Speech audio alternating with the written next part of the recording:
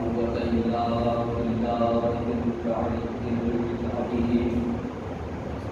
حسبنا الله ونعم الوكيل، نعم المولى ونعم النصير. أعوذ بالله السميع العليم من الشيطان اللعين الرجيم. بسم الله الرحمن الرحيم. الحمد لله الملك الحق المبين، قاسم الجبارين، مبين الظالمين، مدرك الحارمين، رب الشهداء والصديقين. والصلاة والسلام على أشرف الأنبياء والمرسلين، سيدنا ونبينا وحبيب قلوبنا وطبيب نفوسنا والنبي الممجد أبي القاسم محمد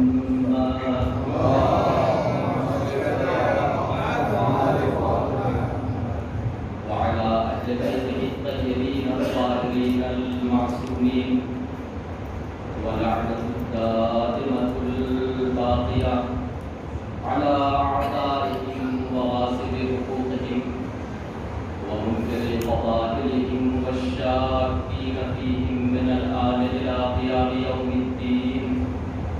أما بعد، فقد قال الله تبارك وتعالى في كتابه المجيد وهو أصدق القائلين. بسم الله الرحمن الرحيم. قل لا أسألكم عليه أجرا إلا المودة في القربى. وقال حسين بن علي: إني باعث إليكم أخي وابن عمي وثقتي ومن أهل بيتي مسلم بن عقيل الصراط.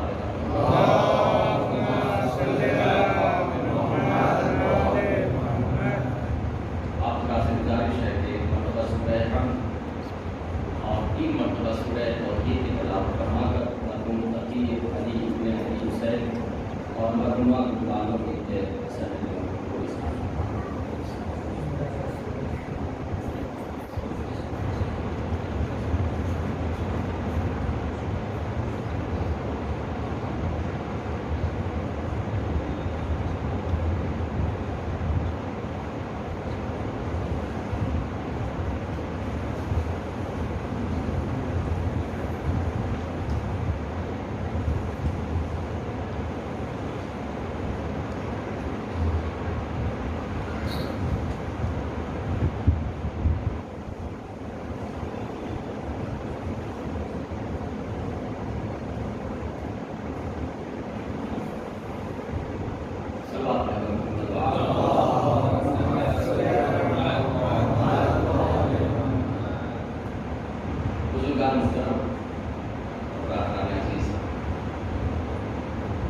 جس آیت کریمہ کا شرف حاصل ہوا،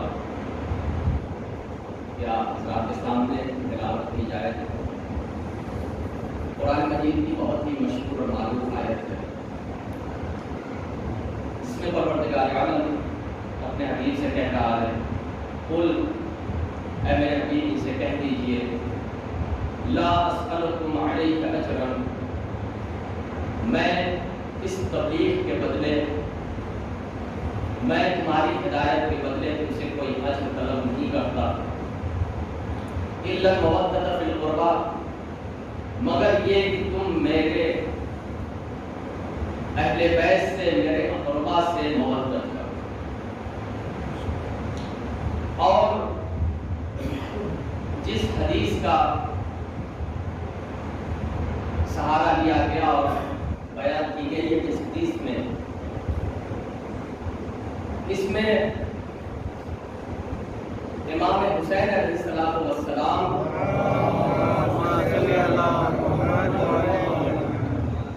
اہل کوفہ سے مخاطب ہو کے ارشاد فرماتے ہیں: انی باعث الیکم اخی، کہ میں تمہاری طرف اپنا بھائی وابن عمی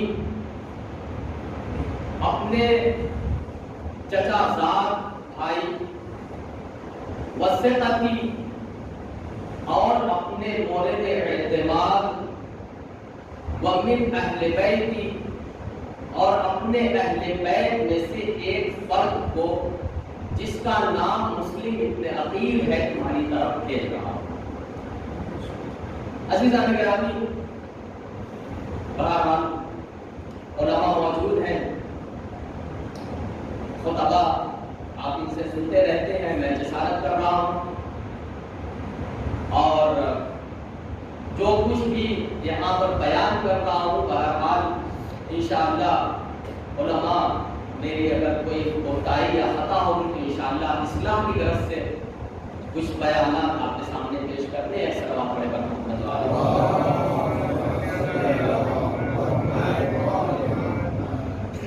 بزرگان محترم،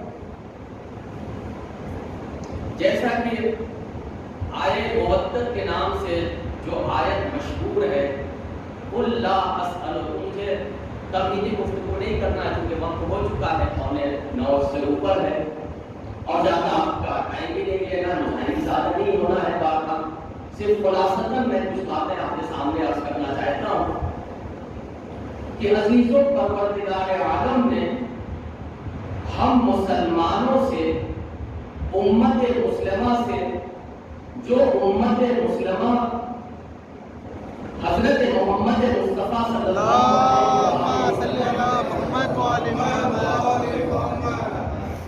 اس سے پہلے جو گمراہی مبین، ضلال مبین، کھلی ہوئی گمراہیوں میں تھی،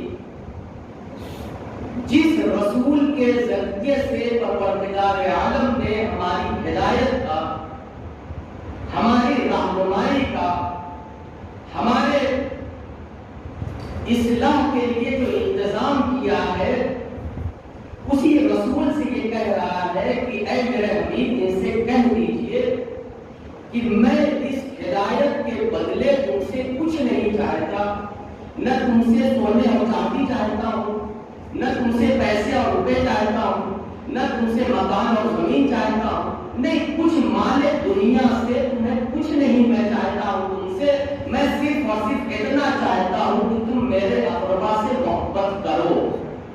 یعنی پروردگار عالم کے نزدیک اجر رسالت، امت اجر رسالت کو ادا نہیں کر سکتی۔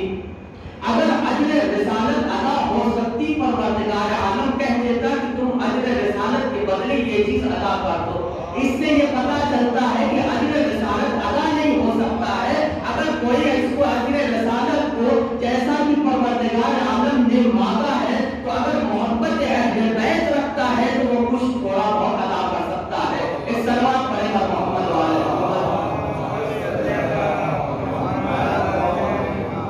انشاءاللہ آپ ہمارے ساتھ ہو جائیں گے انشاءاللہ، اور تمہیدی گفتگو نہیں ہے، بس انشاءاللہ اصل مقصد کی طرف میں جاؤں گا، بس آپ تھوڑا سا ہمارے ساتھ ہو جائیے۔ عزیزوں، مودت اور محبت ایک ایسی چیز ہے، صرف زبان سے محبت نہیں ہوتی ہے، محبت صرف زبان سے نہیں ہوتی ہے، محبت کا لازمہ یہ ہے، محبت کا لازمہ یہ ہے کہ اطاعت بھی ہو۔ اگر صرف محبت ہے تو وہ لفظ زبان تو ہو سکتی ہے، حقیقی محبت نہیں ہو سکتی۔ عزیزوں، محبت میں اطاعت پوشیدہ ہے۔ عزیزوں، جو محب ہوتا ہے وہ یہی چاہتا ہے کہ جس سے محبت کی جا رہی ہے، جیسا ہمارا محب ہے، جیسا محبوب ہے، ہم بھی ویسے ہی ہو جائیں۔ یہ اس وقت ہو سکتا ہے کہ جب ہم محب اپنے آپ کو محب جیسا بنا لیں۔ بڑی توجہ عزیزوں، میں اسی سے انشاءاللہ اس ربط دینا چاہتا ہوں کہ عزیزوں، پروردگار عالم نے اجر رسالت کے بدلے ہم سے محبت اہل بیت مانگی ہے۔ اب کوئی یہ کہے کہ محبت اہل بیت کا مطلب یہ ہے کہ اگر مجلس ہو جاتی ہے تو مجلس میں آ کر بیٹھ جائے، اگر محبت اہل بیت کا مطلب یہ ہے کہ ماتم کرنے کے لیے کافی ہے، اگر محبت اہل بیت یہ ہے کہ اہل بیت نے یہ کہا ہے کہ ہماری محفلوں کو تم برگزار کر لو، محفلوں میں شرکت کر لو، یہ محبت اہل بیت ہو گئی۔ عزیزوں، محبت کا مطلب یہ نہیں ہوتا ہے جب تک اطاعت نہ ہو۔ اگر جس طریقے سے اہل بیت چاہتے ہیں، اگر ان کے نقش قدم پر ہم چل رہے ہیں تو ہم اجر رسالت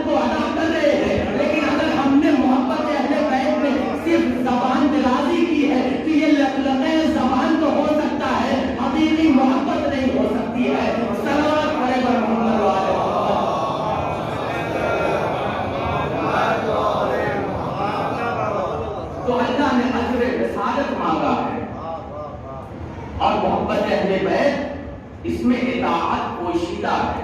بہرحال جس عنوان سے یہ مجلس برپا ہوئی ہے جناب مسلم ابن عقیل کے بارے کی شہادت کے سلسلے میں، عزیزو جناب مسلم ابن عقیل کی شخصیت جو کہ بزرگان بہتر جانتے ہیں، میں آپ کے ہم بھائیوں کے لیے عرض کر رہا ہوں، بزرگان کی باتوں کو جانتے ہیں۔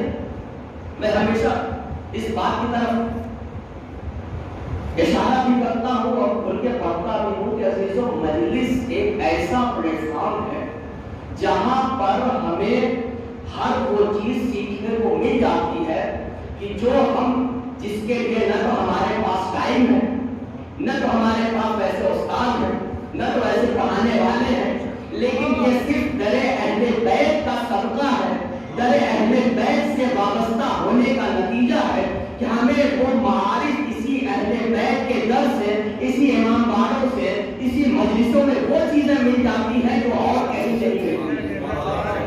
تو عزیزو ذرا سی توجہ کی ضرورت ہے کہ جناب مسلم ابن عقیل ہے کون، اور جناب مسلم جو مقدمہ کربلا ہے، جناب مسلم مقدمہ کربلا ہے۔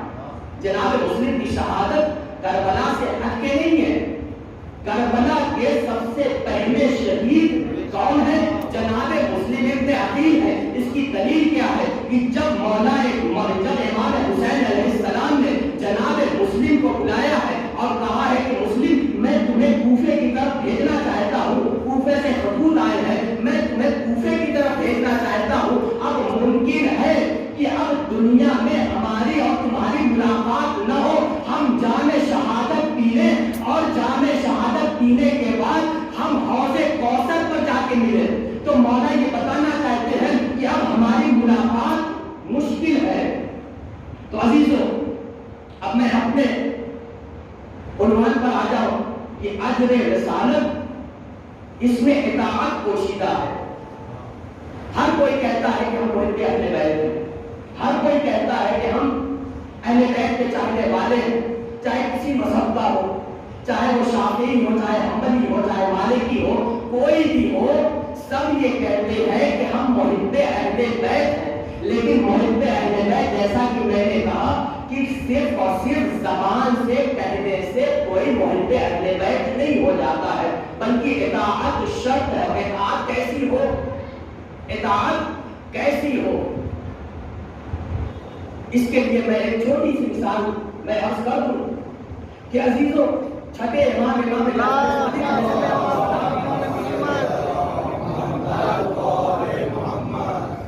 ان کے زمانے میں جیسا آپ جانتے ہیں کہ چھٹے امام کے 4000 شاگرد بیٹھ کر امام سے درس لیا کرتے تھے۔ 4000 شاگرد، اور وہ بھی کوئی الف بے پڑھنے والے نہیں تھے، کوئی قاعدہ یا الف لام میم پڑھنے والے نہیں تھے، نہیں بلکہ حفاظ تھے۔ یہ صاحبان نقل حدیث کا جن کے وہاں خود محدث ہیں، خود یہ لوگ ایسے ہیں کہ جنہوں نے اہل بیت سے قصب فیض کر کے لیکن خیانت کرنے کے بعد اپنے نام سے مذہب چلا دیا، ان میں یہ لوگ بھی پائے جاتے ہیں۔ بڑی توجہ عزیزوں، مجھے اس کی پوری ڈیٹیل میں نہیں جانا ہے، صرف اطاعت کے بارے میں مجھے عرض کرنا ہے۔ عزیزوں چھٹے امام کے زمانے میں ایک شخص آتا ہے خراسان سے اور آ کے کہتا ہے کہ یبن رسول اللہ، آپ کے 4000 شاگرد ہیں، اگر آپ اشارہ کریں کہ یہ 4000 آپ کے ساتھ ہیں، آپ کے جد 72 لوگ کو لے کر کربلا میں قیام کیا ہے، آپ کے جد نے صرف 72 لوگوں کو لے کر قیام کیا ہے، اور ایسا واقع کربلا رونما ہوا کہ اسلام کی تاریخ بدل گئی، آپ کیوں نہیں قیام کرتے، آپ کیوں نہیں انقلاب کرتے، آپ کیوں نہیں اٹھتے ہیں، اپنے حق کو کیوں نہیں لیتے ہیں؟ عزیزوں ایک مرتبہ جب اس کا اصرار بڑھتا ہے تو ایک مرتبہ مولا کہتے ہیں کہ یہ تم یہ نہ دیکھو کہ یہ 4000 لوگ جو میرے شاگرد ہیں، جو میرے درس میں آ کر قال باقر اور قال صادق کرتے ہیں، یہ ان کے دل بھی ہمارے ساتھ ہے، ان کے اندر استقامت بھی ہے، ان کے اندر اطاعت بھی ہے، نہیں یہ صرف زبان کی ہے۔ عزیزوں وہ کہتا ہے نہیں مولا ایسا نہیں ہے۔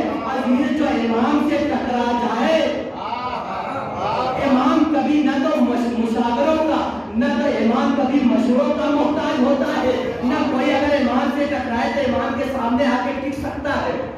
ہم کہتے ہیں کہ اگر تم کہتے ہو یہ 4000 شاگرد یہ یہاں موجود ہیں مدینے میں اور خراسان میں لاکھوں کا مجمع ہے، لشکر ہے، بصرہ میں اتنے لوگ ہیں، موصل میں اتنے لوگ ہیں، خراسان میں اتنے ہیں، مکے میں اتنے ہیں، مدینے میں اتنے ہیں، شام میں بھی کچھ چاہنے والے ہیں، یہ سب اکٹھا ہو جائیں گے، آپ کا ساتھ دیں گے، آپ اپنے حق کا دفاع کر سکتے ہیں، اپنے حق کو دے سکتے ہیں، خلافت کو دوبارہ اس کی جگہ پر پہنچا سکتے ہیں۔ عزیز ایک مرتبہ مولا کہتے ہیں، مولا یہ سمجھانا چاہتے ہیں کہ صرف زبان سے محبت اور ہوتی ہے، اطاعت اور ہوتی ہے۔ وہیں پر ایک تنور تھا، مولا نے کہا ذرا اس میں کود جاؤ، مولا نے کہا ذرا اس میں کود جاؤ، یہ کہتا مولا میں تو آپ کو مشورہ دے رہا تھا، آپ مجھے کو جلانے لگے۔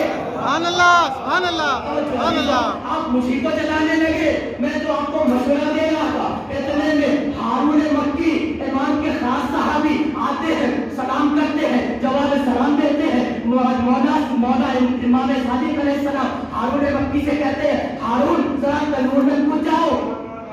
اب ہارون یہ نہیں کہتے مولا گفتگو تو اس سے ہو رہی تھی، میری کیا خطا ہے، نہیں بغیر کچھ کہے ہوئے تنور میں چلے جاتے ہیں، ڈھکن ڈھانپ دیتے ہیں۔ اب یہ پریشان ہے لیکن مولا توجہ نہیں دے رہے۔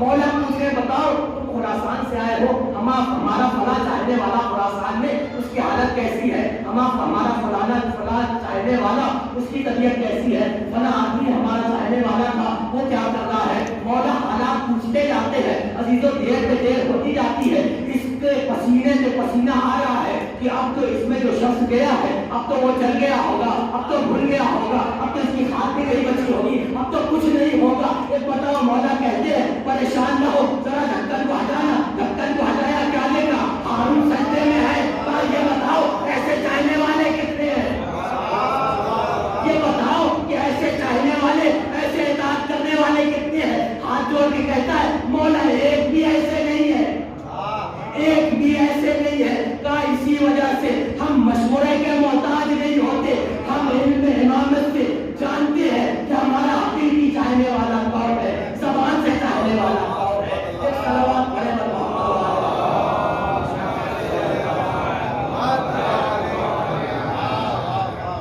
عزیزو، یہ میں نے مثال اس لیے پیش کی ہے کہ یہ بتا سکوں کہ یہ تو ہارون مکی ہیں، مولا کے اصحاب ہیں، لیکن اہل بیت کے گھرانے سے یقیناً معصوم صرف 14 ہے، 15 معصوم نہیں ہے۔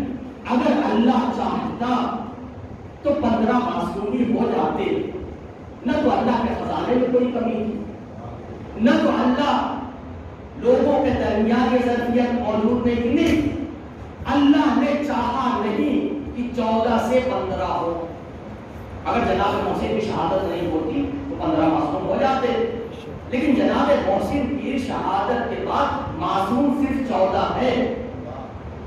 لیکن جو ان کے گھرانے کے بنی ہاشم کے دیگر افراد ہیں، تو اگر قرآن کی آیتوں پر کوئی عمل کرتا ہے اور اس کا عمل اتم ہوتا ہے، اس کا عمل اکمل ہوتا ہے، تو وہ امتی پیچھے ہیں، بنی ہاشم قرآن پر عمل کرنے میں سب سے آگے نظر آئیں گے۔ تو انہی گھرانے میں سے جناب مسلم ابن عقیل بھی ہیں، جو قرآن کی آیتوں پر عمل کرنے میں سب سے آگے نظر آ رہے ہیں۔ وہ کیسے کہ جب امام حسین علیہ السلام نے جناب مسلم کو بلایا ہے مکے میں، آپ کو معلوم ہے کہ امام حسین علیہ السلام 28 رجب کو مدینے سے نکلے، 4 مہینہ مکے میں قیام ہے، اور 4 مہینے کے بعد روز عرفہ یعنی کل کا دن دعائے عرفہ پڑھنے کے بعد اور حج کو ناتمام چھوڑ کر مولا کوفے کی طرف نکل جاتے ہیں۔ یہ بھی ایک المیہ ہے کہ مسلمان حج میں مشغول ہے، مسلمان کعبے کا چکر لگا رہا ہے، لیکن روح کعبہ جا رہی ہے، کسی کو فکر نہیں ہے۔ روح کعبہ کوفے کی طرف جا رہی ہے، لیکن مسلمان کعبے کا چکر لگا رہا ہے، اسے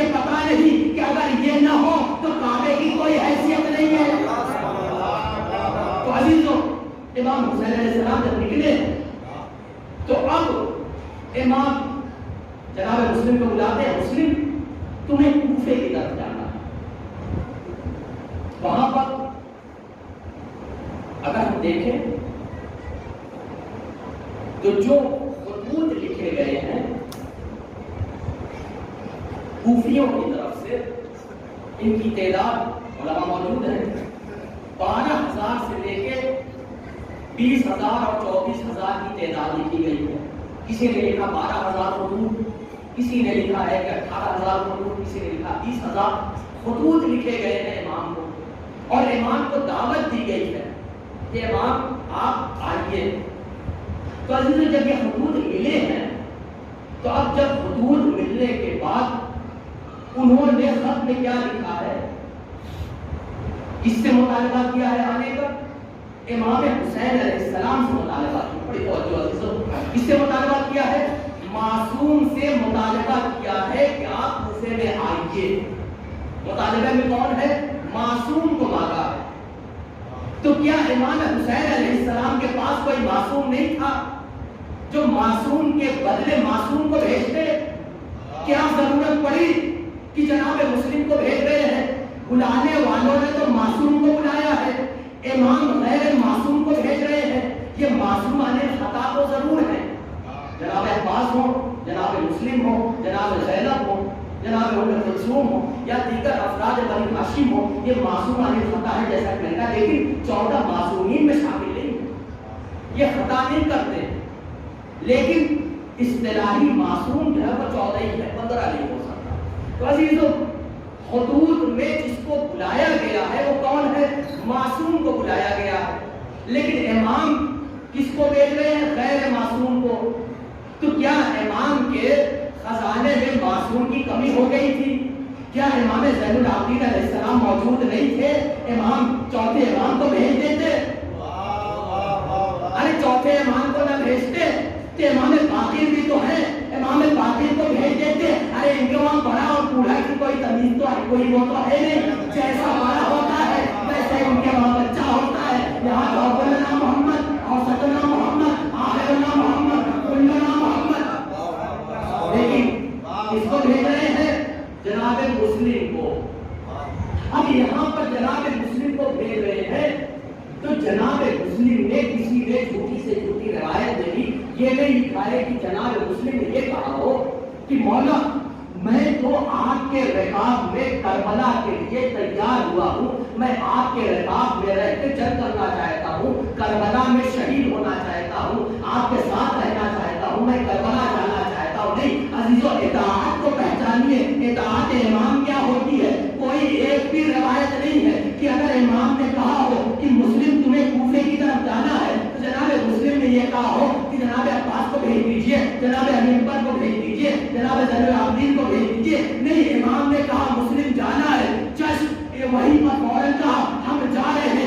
عزیزو اس طریقے سے، جس طریقے سے جناب مسلم نے عمل کیا ہے، جناب مسلم نے اپنے عمل سے بتایا ہے کہ اطاعت معصوم کیا ہوتی ہے۔ ایک صلوات پڑھے بر محمد والے۔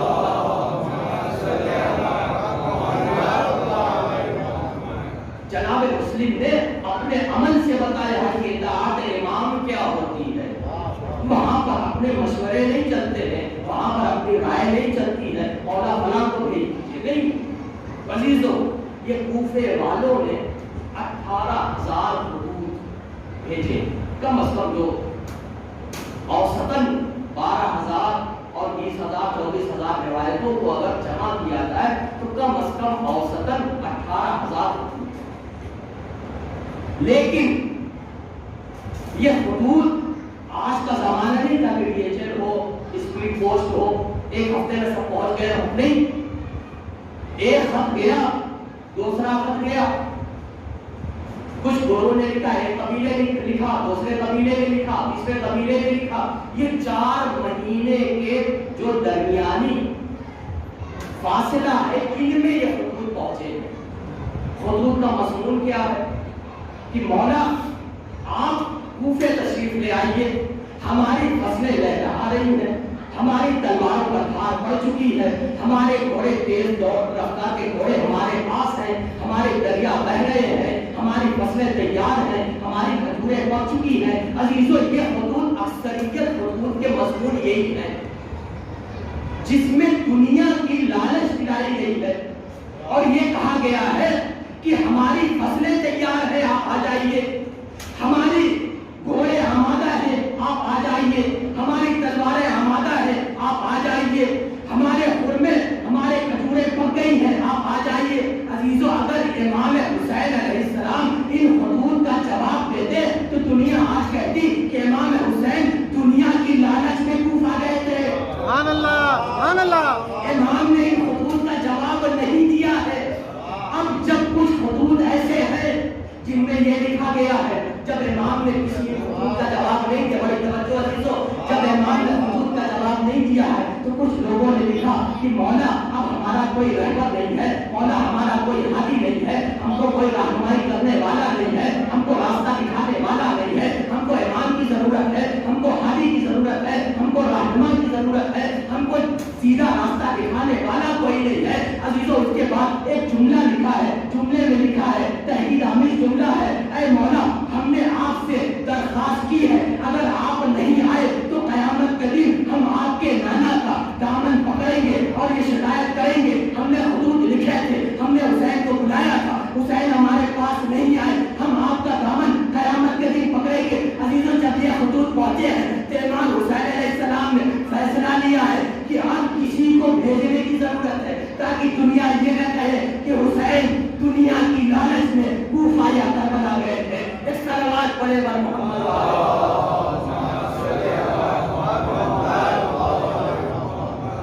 تو خطوط دو طریقے کے، کچھ خطوط کا مضمون دنیا طلبی ہے، کچھ خطوط کے مضمون ہادی اور رہنما کی ضرورت ہے۔ جب امام نے خطوط پڑھا تو جناب مسلم نبی اور کیا کہہ کے بھیجا، انی باعث الیکم اخی، میں تمہاری طرف اپنے بھائی کو بھیجا، وابن عمی، اپنے چچا زاد وثیقتی، اپنے مورد اعتماد کو بھیجا، من اہل بیت، اپنے اہل بیت میں سے۔ عزیزو امام حسین علیہ السلام خود فصاحت اور بلاغت کا مرقع ہے کہ اتنی باتیں کہنے کی کیا ضرورت تھی؟ یہ کہتے ہیں انی باعث الیکم اخی، انی باعث الیکم مسلم ابن عقیل، تو یہ اخی کہنا، اس کے بعد وہ اپنا عمی کہنا، ثقتی کہنا، من اہل بیتی کہنا، یہ ہمارے اور آپ کے جملات نہیں ہیں کہ ہم الفاظ کو سجانے کے لیے ہم جملے بول دیتے ہیں۔ یہ گفتگو ایک معصوم کی گفتگو ہے، معصوم کی گفتگو میں کبھی بھی کوئی موٹا پن یا کوئی اضافی باتیں نہیں ہوتی ہیں۔ معصوم جب بولتا ہے تو جس طریقے سے معصوم ہے اس کے الفاظ بھی معصوم ہوا کرتے ہیں، اس کے الفاظ بھی معصوم ہوتے ہیں۔ کہہ رہے انی باعث الیکم اخی، میں اپنے بھائی کو بھیج رہا ہوں، وابن عمی، اپنے چچا زاد بھائی کو۔ کون چچا کون ہے؟ جناب عقیل۔ شاید امام حسین علیہ السلام یہ بتانا چاہتے ہیں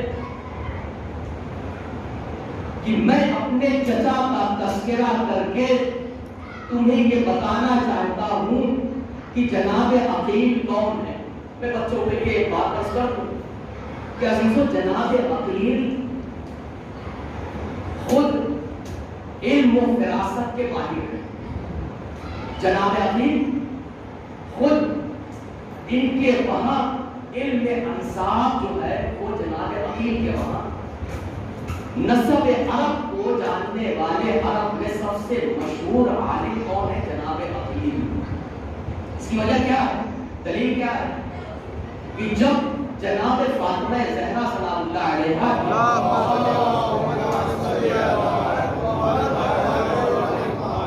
شہادت کے بعد جب مولا کائنات نے چاہا ہے کہ کوئی دوسری خاتون سے شادی کرے تو جناب عقیل کو بلایا اور بلانے کے بعد یہ کہا ہے کہ اے عقیل مجھے ایسی خاندان کی لڑکی چاہیے جو شجاعت، جس کے اندر شجاعت ہو، جس کے اندر جوان مردی ہو، جو مجھے ایسا بچہ دے سکے کہ جو میرے حسین کے کربلا میں کام آ سکے۔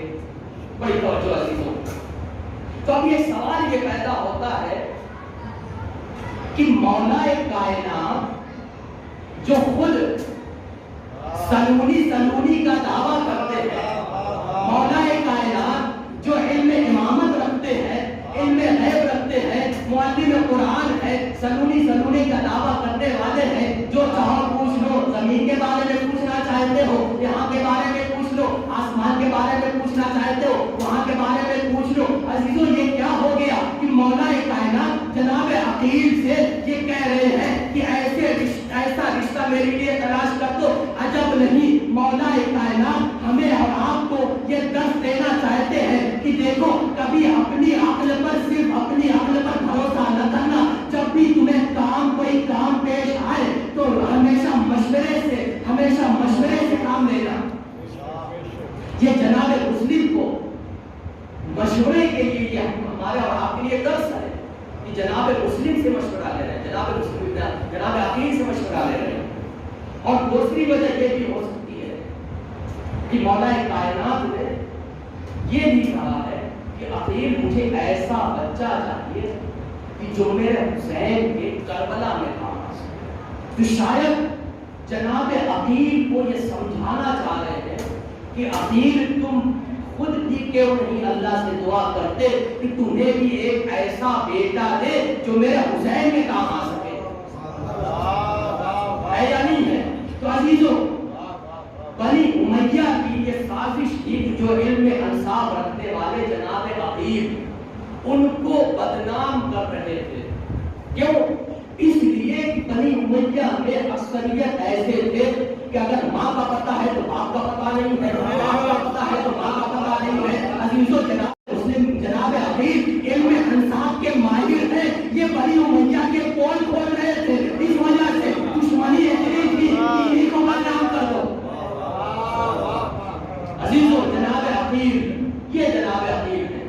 ایک واقعہ ذہن میں آ گیا کہ جناب عقیل معاویہ کے زمانے میں، امیر شام کے زمانے میں شام گئے، دربار شام۔ تو دربار شام میں امیر شام نے ایک تنزیہ جملہ کہا کہ عقیل یہ بتاؤ تمہارے چچا ابو لہب کیسے ہیں؟ تمہارے چچا ابو لہب کیسے ہیں؟ تو عزیزوں یہ خاندان بنی ہاشم سے ہے، ان کے آگے کوئی زبان درازی نہیں کر سکتا، جوابی میں نمبر 1 ہے۔ عزیزو جناب عقیل کہتے ہیں کہ تمہاری خوبی حمالۃ الحطب کے ساتھ جہنم کی آگ میں چل رہے ہیں۔ صلوات پڑھیں محمد والے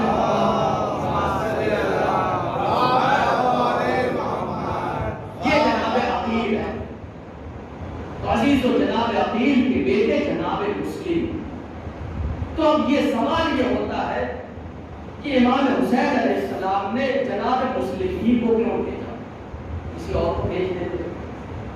یا جب معصوم کو بلایا گیا ہے تو غیر معصوم کو کیوں بھیج رہے ہیں؟ عزیزو اس سے بہت گہرا تعلق ہمارے زمانے سے ہے، بہت گہرا۔ میں نے کوشش کی ہے اس کو کسی ربط دوں، اور انشاءاللہ میری کوشش یہ ہے کہ میں اس الفاظ کو ادا کر سکوں کہ اس سے ربط کیا ہو سکتا ہے۔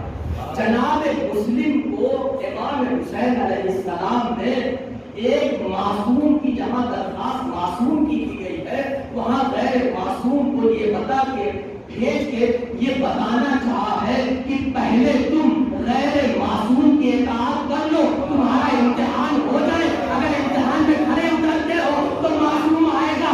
آج بھی ہم مولا کو پکار رہے ہیں، مولا آ جائیے، مولا آ جائیے، معلوم نہیں مولا آ جائے تو ہمارا رویہ کیا ہوگا۔ ایک صلوات پڑھے گا محمد والے۔ نعرہ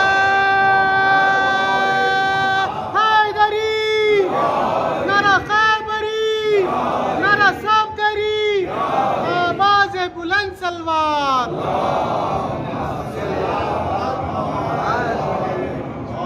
मौला ने एक गैर मासूम को भेजकर हमें रहती दुनिया तक ये पैगाम दिया है कि इंतजार में इंतजाम की भी जरूरत है। इंतजार खाली खाली इंतजार करने से कुछ नहीं होता है, पहले इंतजाम करो। मौला आ गए तो मौला की जगह कहाँ होगी? अरे कूफे में जो मुख्तार मौजूद थे, जहाँ मुस्लिम आ गए, इस जमाने में इमाम आ जाए, किसके घर जाएंगे? अजीजों, पैगाम किया है।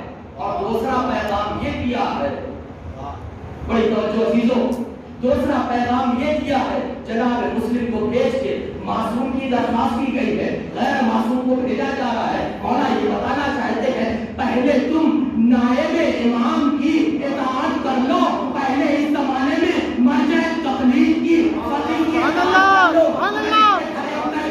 इमाम भी आ जाएंगे। एक सलावत पढ़े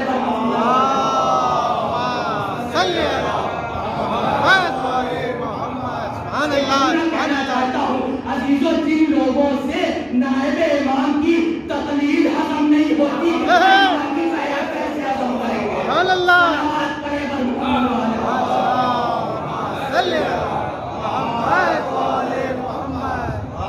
तकलीद नहीं हजम हो रही है नायब इमाम की, वो इमाम की बैरत को कैसे हजम करेंगे?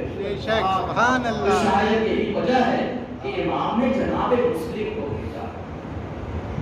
और जल्दी जल्दी अजीजों, 18,000 हुकूक गए हैं, तो 18,000 हुकूक में यकीनन चाहे ज़बान ही चली, कूफा के लोग इमाम को बुलाया। तो ये कैसे हो गया कि जनाब मुस्लिम गए और इतने ही में इब्ने ज़ियाद भी आ गया है कूफे में। 18,000 का मजमा कम तो होता नहीं है। उस जमाने में आज के शहर की तरह होते नहीं थे कि एक हाईवे है तो एक इधर से भी रास्ता है, एक उधर से भी, कुछ इधर से, कहीं पानी से इधर उधर नहीं। कूफा के शहर में चारों तरफ दीवार है, कूफा का एक ही गेट है। ये 18,000 सिर्फ आके जमा हो जाते तब भी इतने ज्यादा अंदर नहीं जा सकता है या नहीं? अगर इतने ज्यादा जाना चाह रहा है कूफे के दरवाजे से, तो ये 18,000 लोग अगर वहां पर आके सिर्फ जमा हो जाए तब भी नहीं जा सकता है। तो हुआ क्या? अपने हदीस और तफसील भाइयों के लिए बयान कर दूं कि अजीजों, जब यजीद को ये मालूम हुआ है कि कूफे में इमाम हुसैन का भेजा हुआ नुमाइंदा आ गया। अब जो लोग ये कहते हैं, ये हम पे एतराज होता है कि शियों ने खत लिखा और शियों ने मार दिया, होता है नहीं है? शियों ने इमाम को बुलाया और शियों ने ही इमाम को कत्ल कर दिया, शहीद कर दिया। अजीजों, इसका जवाब अर्ज कर देना चाहता हूँ कि अजीजों, कूफे का गवर्नर जो है उसका नाम है नोमान इब्न बशीर। किसकी तरफ से? यजीद की तरफ से गवर्नर है।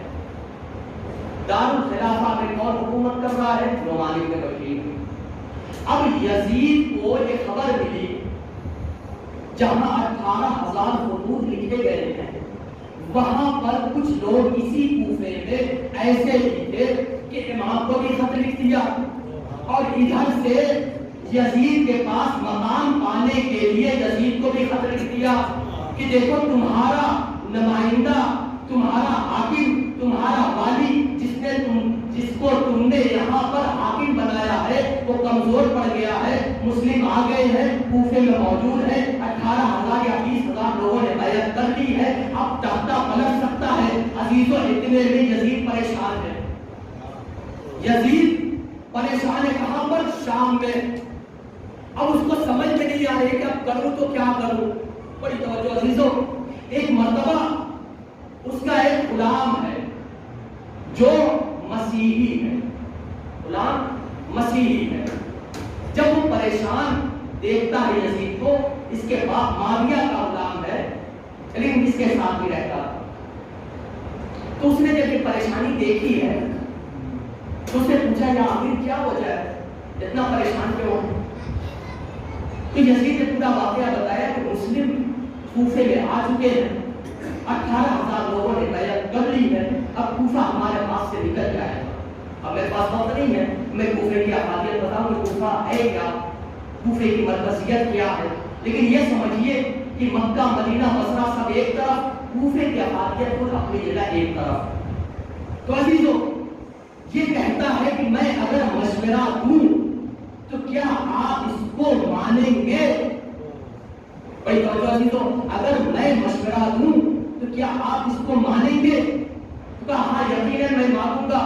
تو عزیزو اس نے یہ کہتا ہے کہ بصرہ کے والی ابن زیاد، اس زمانے میں بصرے کا والی ابن زیاد ہے، کہا بصرے کے والی کو یہ حکم دو کہ راتوں رات وہاں بصرے کو حکومت کسی کو وہاں پر اپنا جانشین بنا کے کوفے کی طرف آ جائے، چونکہ اس مجمع کو کوفے کو سنبھالنے کے لیے تمہارے پاس سوائے ابن زیاد کے کوئی اور نہیں ہے۔ عزیزو یہ مشورہ کون دے رہا ہے؟ ایک عیسائی مشورہ دے رہا ہے، کس کو؟ حاکم وقت کو، جو اپنے آپ کو خلیفہ رسول کہہ رہا ہے۔ ایک جملہ کہنا چاہتا ہوں عزیزو، جب خلافت در اہل بیت سے بھٹکی ہے تو غلاموں کے اشاروں پر چلی ہے، یہ نتیجہ ہے در اہل بیت سے بھٹکنے کا کہ اب غلاموں کے اشاروں پر خلافت چل رہی ہے۔ راتوں رات ابن زیاد 400 افراد کو لے کر کہاں آ گیا؟ کوفہ۔ کوفے کے بعد اس نے پڑاؤ کیا، 300 افراد کو چھوڑا ہے، 100 افراد کو لیا۔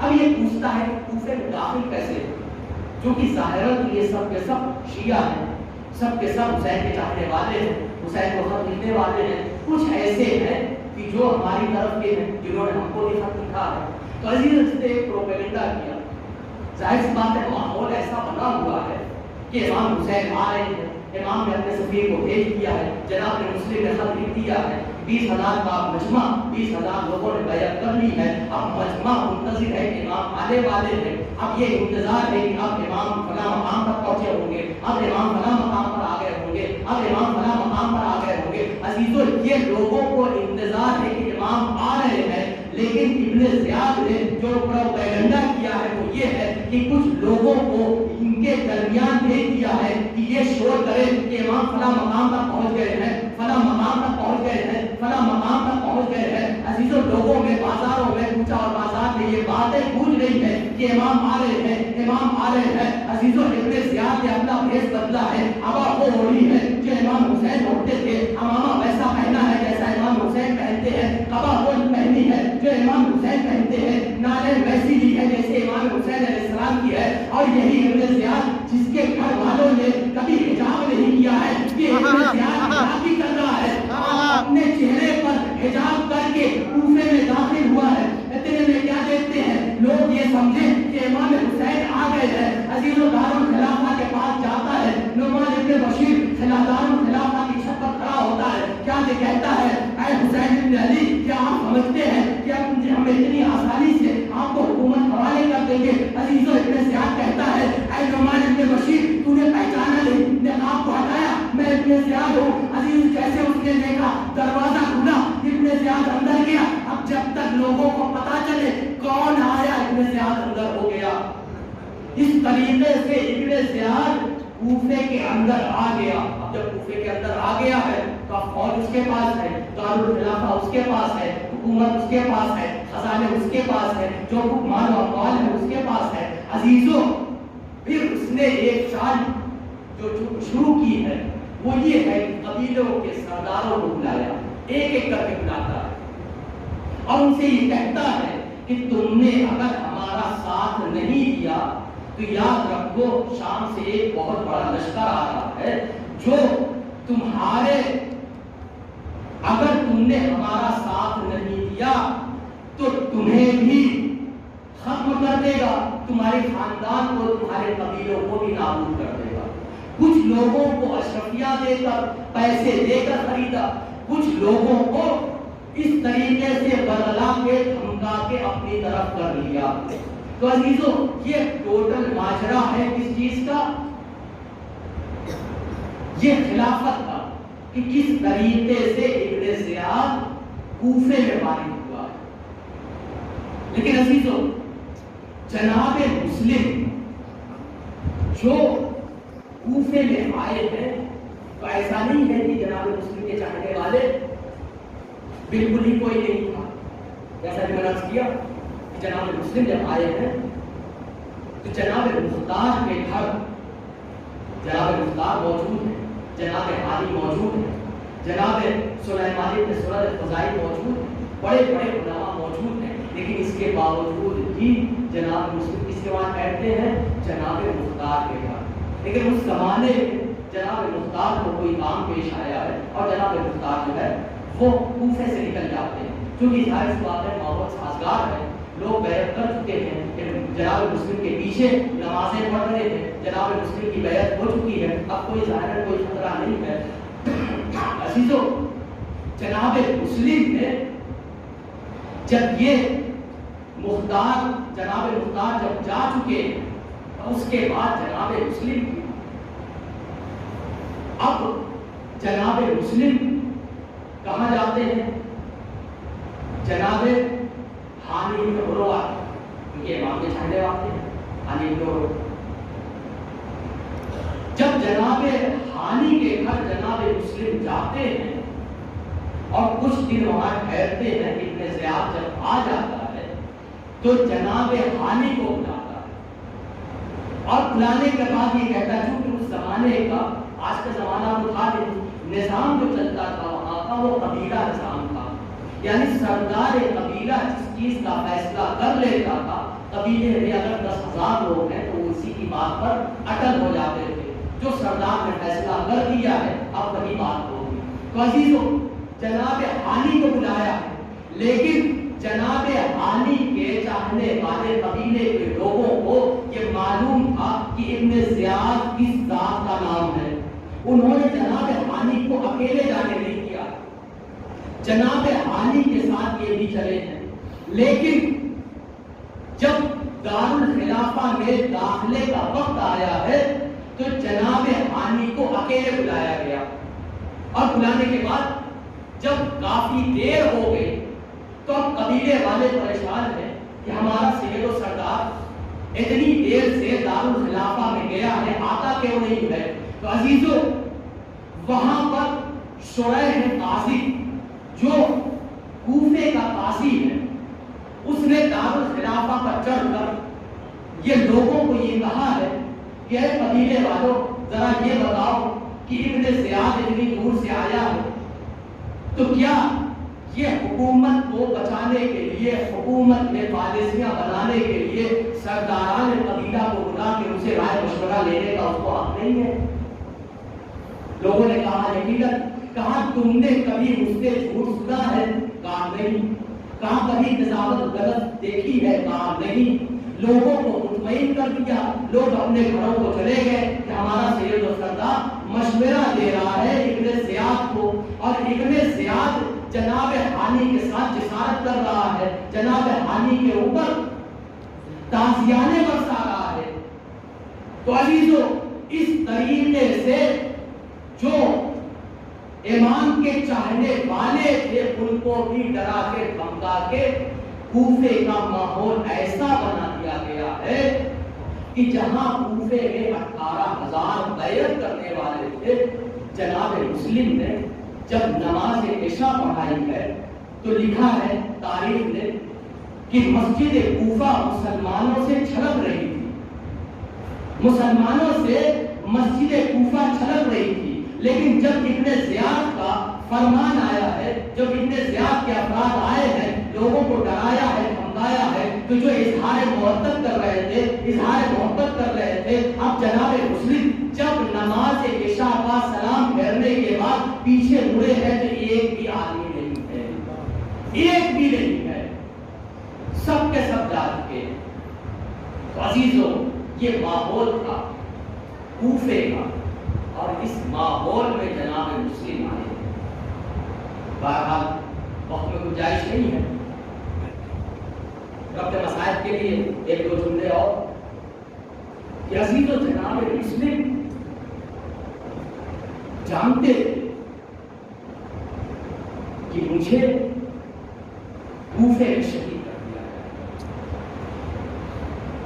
لیکن یہ خاندان بنی ہاشم سے ان کے وہاں ڈر نام کی کوئی چیز نہیں ہے. جس طریقے سے علم ان کے گھرانے میں ہے، شجاعت ان کے گھرانے میں ہے، سخاوت ان کے گھرانے میں ہے، اسی طریقے سے جوان مردی اور دلیری بھی ان کے گھرانے میں ہے. شاید یہی وجہ ہے کہ عزیزوں جب جناب مسلم کا مقابلہ کرنے کے لیے ابن زیاد نے 200 فوجیوں کو بھیجا ہے تو اشعث ابن قیس کہتا ہے کہ اور فوج بھیجو، اور فوج بھیجو. 200 دوبارہ فوج آتی ہے، دوبارہ یہ درخواست کرتا ہے کہ اے ابن زیاد دوبارہ فوج بھیجو. عزیزوں بڑی توجہ کہ یہ جناب مسلم ہے، یہ کوئی ایسی ویسی شخصیت نہیں ہے. عزیزوں ابن زیاد کہتا ہے کہ میں نے تم کو ایک شخص کو ماننے کے لیے کہا ہے، کسی فوج سے مقابلہ نہیں ہے. تو عزیزوں اشعث ابن قیس کہتا ہے، تاریخی جملہ ہے، اشعث ابن قیس کہتا ہے کہ اے ابن زیاد تم کیا سمجھتے ہو، کیا یہ کوفے کے کسی بنی بقال سے مقابلہ ہے؟ ارے یہ خاندان بنی ہاشم کا چشم و چراغ ہے، یہ اکیلے ایک لشکر کا حکم رکھتا ہے. سبحان اللہ سبحان اللہ. یہ مسلم ابن عقیل کو تم اکیلے نہ سمجھنا، یہ خاندان بنی ہاشم کا ایسا شجاع ہے کہ ایک لشکر بھی اس کے مقابلے میں کم ہو سکتا ہے.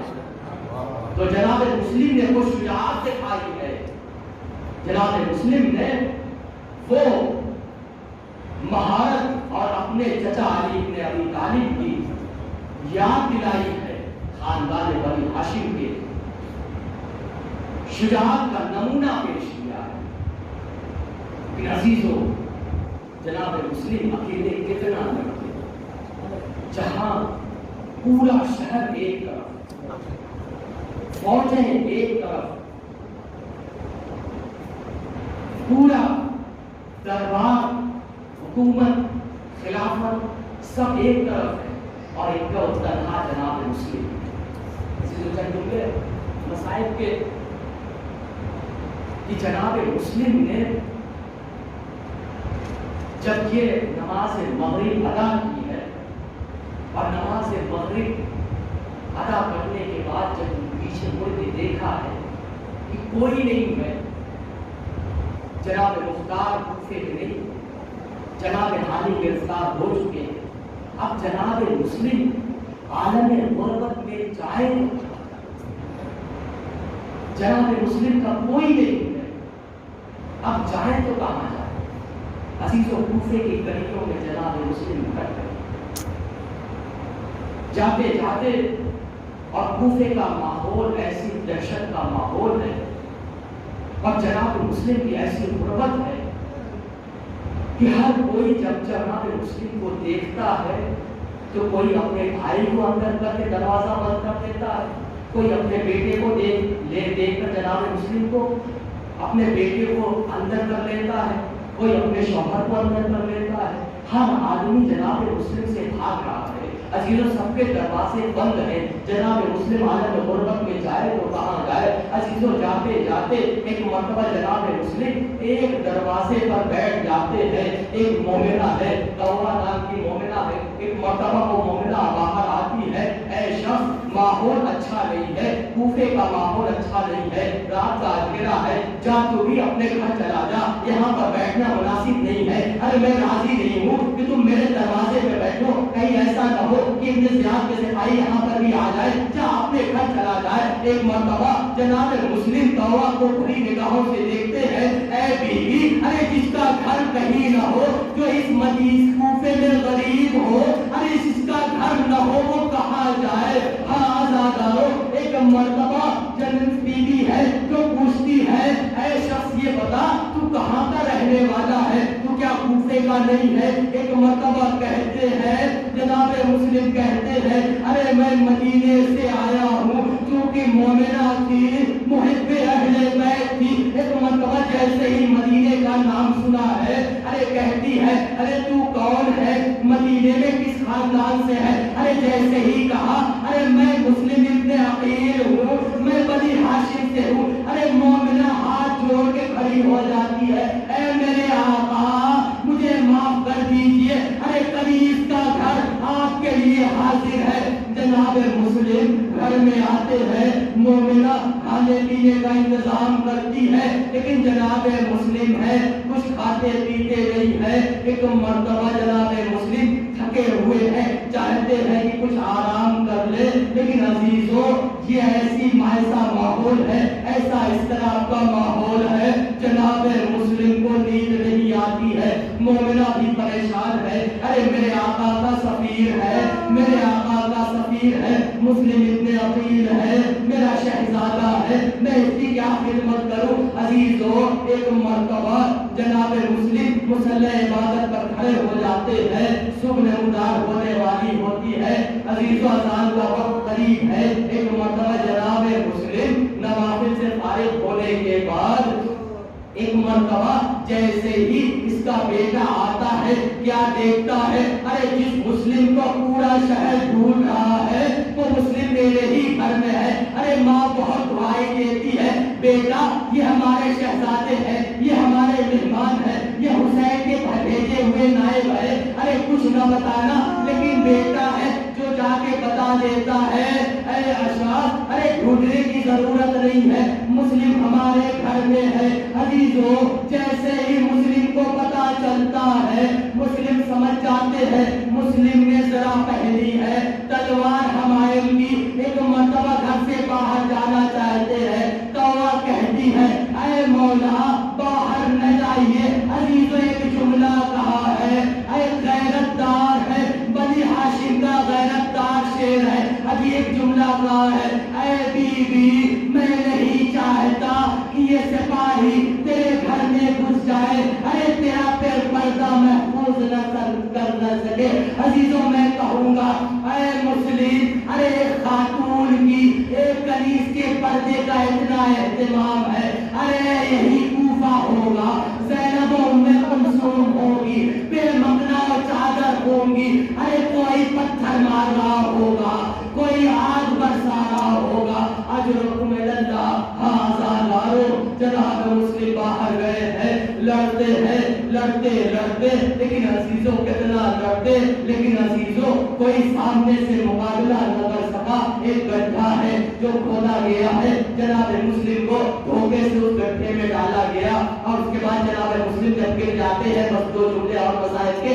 عزیزوں جناب مسلم کو گرفتار کیا جاتا ہے, گرفتار کرنے کے بعد عزیزوں دارالخلافہ میں لے کے جایا جاتا ہے. بس ایک جملہ اور کہہ دوں عزیزوں, جناب مسلم کی جو جنگ کوفے میں ہے وہ جناب امام حسین علیہ السلام کی جنگ سے کہیں زیادہ مشقت ہے. پتہ ہے کیوں؟ اس لیے کہ جناب مسلم کی جنگ کوفے کی تنگ گلیوں میں ہے. جناب مسلم کو کوئی سامنے سے اسلحہ مار رہا ہے, کوئی نیزہ مار رہا ہے, کوئی تیر چلا رہا ہے. عزیزوں سے ستم یہ ہے کہ کوئی چھت سے آگ برسا رہا ہے, کوئی پتھر مار رہا ہے, کوئی نیزے چلا رہا ہے, کوئی تیر مار رہا ہے. عزیزوں مسلم اکیلا ہے, ارے سامنے سے دفاع کرے یا اوپر سے دفاع کرے.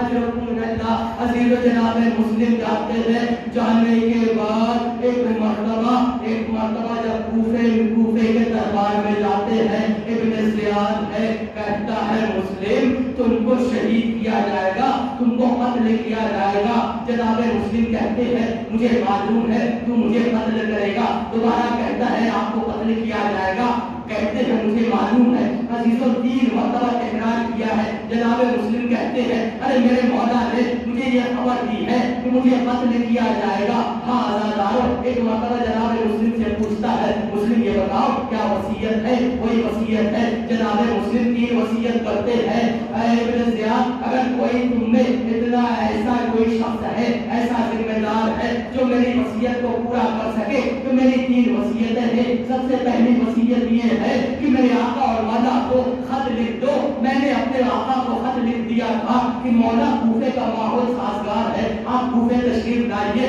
مولا آ رہے ہیں. ارے مجھے یہ بتا دو کیا کوفے آنے کے لائق نہیں ہے, کوفے میں نہ آئیے۔ دوست کی وصیت یہ ہے کہ میں کوفے میں آنے کے بعد 500 درہم کا مقروض ہو گیا ہوں، میرے بعد یہ زرہ بیچ کر، یہ تلوار بیچ کر میرا قرض ادا کیا جائے۔ اور تیسری بات یہ ہے کہ جب مجھے قتل کر دیا جائے تو میرا جنازہ دفن کر دیا جائے۔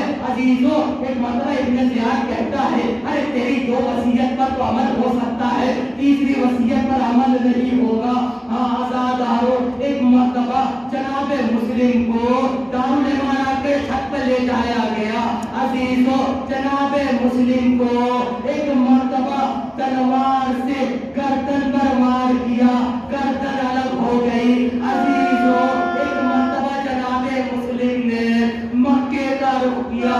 السلام علیکہ یا ابا عبداللہ، اے میرے آقا، اے مسلم کا آخری سلام قبول کیجئے۔ ادھر سے آواز ہے علیکم السلام یا مسلم ابن عقیل۔ عزیزوں، بس یہی ظلم ہونا تھا کہ ایک مرتبہ جیسے ہی جناب مسلم کا سر تن سے جدا ہوا، جناب مسلم کے جنازے کو، جناب مسلم کے جنازے کو ایک مرتبہ کوفے کے دارالامانہ کی چھت سے گرایا گیا اور کوفے کی گلیوں میں گرایا گیا۔